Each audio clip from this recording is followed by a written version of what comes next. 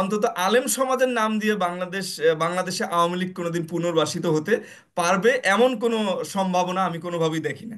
এই তিনটা স্লোগানের মধ্য দিয়ে এটা মোটামুটি ভাবে প্রতিষ্ঠিত, যে এই প্রক্রিয়ার মধ্য দিয়ে আওয়ামী লীগ পন্থী কোনো কিছু হয়েছে এখানে, বা আওয়ামী লীগ পুনর্বাসনের কোনো ষড়যন্ত্র বা কোনো চেষ্টা হয়েছে, এটা বিশ্বাস করার কোনো খুব যথেষ্ট প্রমাণ এখানে পাওয়া যাচ্ছে না যে আওয়ামী লীগ পন্থী কোনো কিছু এখানে হয়েছে।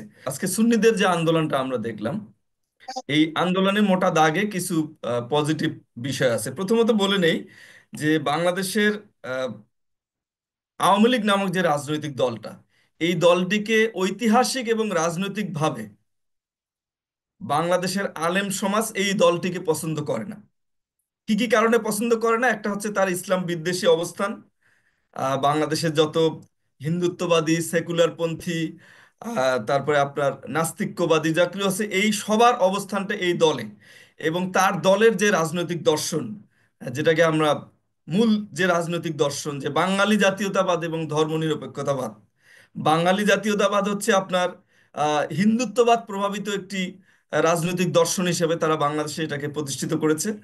আর সেকুলারিজমের সাথে আপনি নাস্তিক্যবাদের যে চিন্তা ভাবনা, ফিলোসফি, আপনি একই সাথে যদি মিলায় দেখেন, আপনি খুব বেশি কিছু পার্থক্য পাবেন না।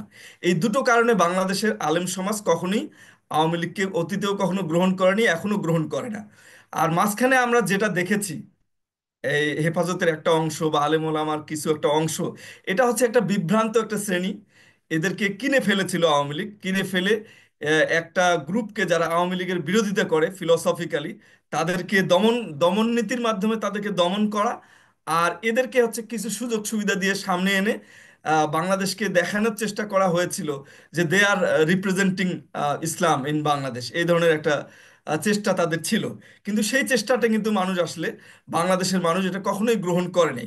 এই জন্য আপনি ফিলিস্তিনের নাম দিয়ে বলেন বা অন্য কোনো যে কোনো নাম দিয়ে বলেন, অন্তত আলেম সমাজের নাম দিয়ে বাংলাদেশে আওয়ামী লীগ কোনোদিন পুনর্বাসিত হতে পারবে এমন কোনো সম্ভাবনা আমি কোনোভাবেই দেখি না।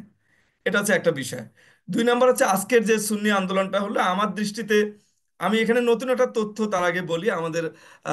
আমাদের আব্দুল সালাম সাহেব যে তথ্যটা দিলেন, সেটা হচ্ছে এখানে এমন কিছু স্লোগান দেয়া হয়েছে যে স্লোগানগুলো আসলে আগে, মানে ফ্যাসিবাদী রাজনীতি যারা করত, তারা তাদের ফ্যাসিবাদী ব্যবস্থাকে টিকিয়ে রাখার জন্য যে যে স্লোগানগুলো তারা পছন্দ করে, সেই স্লোগানগুলো দিয়ে তারা যে রাজনৈতিক ফায়দাটা লুটতো, সেই ধরনের স্লোগান কিছু শোনা গেছে আজকের এই ইয়াতে, আপনার এই সুন্নির যে প্রোগ্রামটা হলো।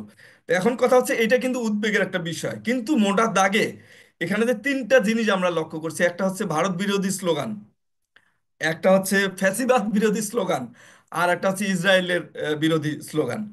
এই তিনটা স্লোগানের মধ্য দিয়ে এটা মোটামুটি ভাবে প্রতিষ্ঠিত, যে এই প্রক্রিয়ার মধ্য দিয়ে আওয়ামী লীগ পন্থী কোনো কিছু হয়েছে এখানে, বা আওয়ামী লীগ পুনর্বাসনের কোনো ষড়যন্ত্র বা কোনো চেষ্টা হয়েছে, এটা বিশ্বাস করার কোনো খুব যথেষ্ট প্রমাণ এখানে পাওয়া যাচ্ছে না যে আওয়ামী লীগ পন্থী কোনো কিছু এখানে হয়েছে।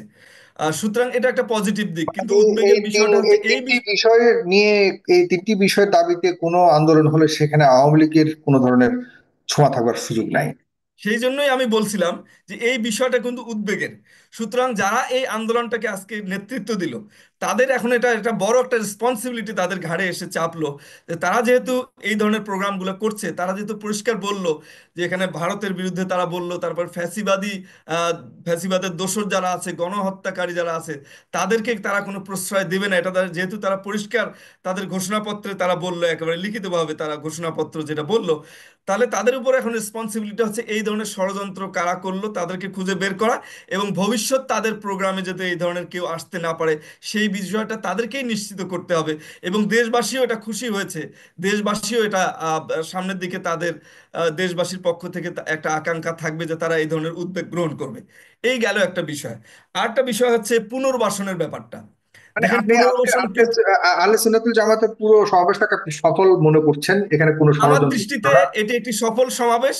এবং সফল। সমাবেশের যে মূল লক্ষ্য যেটা, এখানে হুম। ফ্যাসিবাদ বিরোধী স্লোগান দেওয়া হয়েছে, এখানে ভারতের আধিপত্যবাদের বিরুদ্ধে কথা বলা হয়েছে, যেখানে জুলাই বিপ্লবকে ধারণ করার কথা বলা হয়েছে।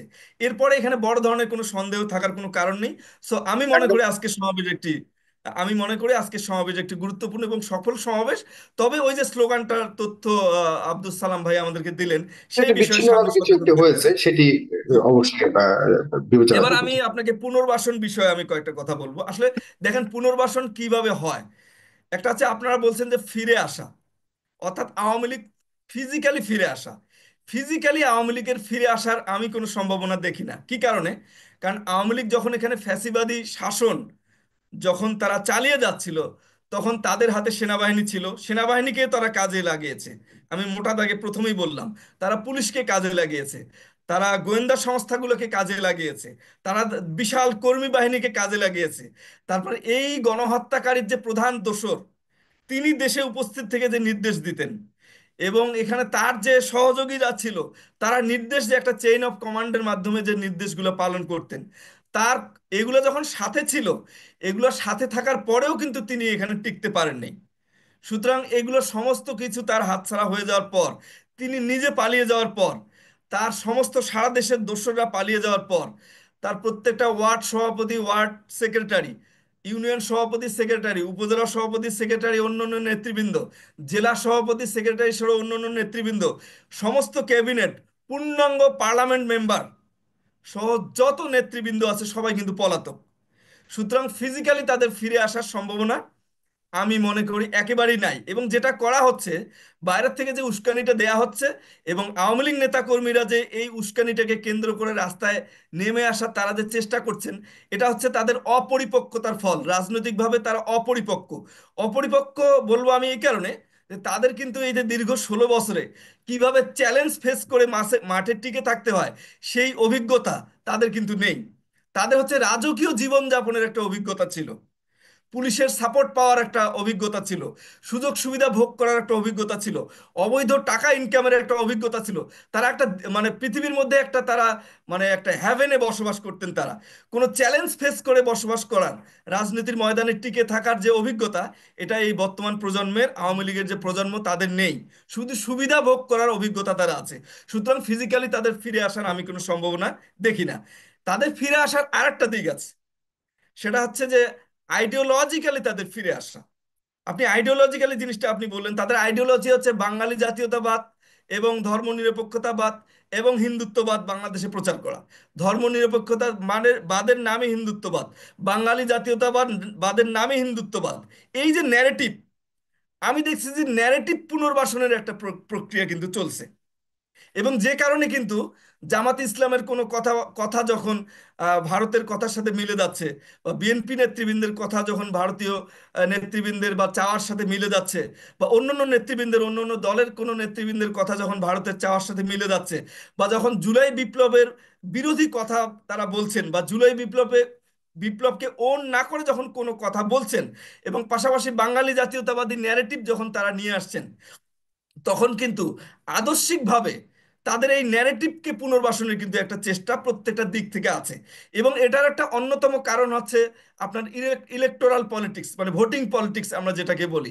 অর্থাৎ সামনে যে ভোট হবে, এই ভোটটা কে ভাগে নেবে তার একটা প্রতিযোগিতার অংশ।